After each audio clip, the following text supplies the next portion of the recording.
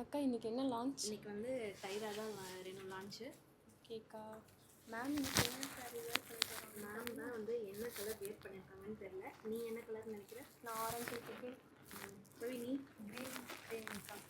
நீ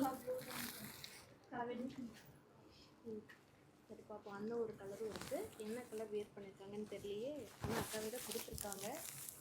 சரி பார்ப்போம் என்ன கலர் அக்கா வேர் பண்ணிட்டு வராங்கன்னு. ஓகேக்கா. என் கஸ்டமருக்கு கிரே தான் பிடிக்கும்.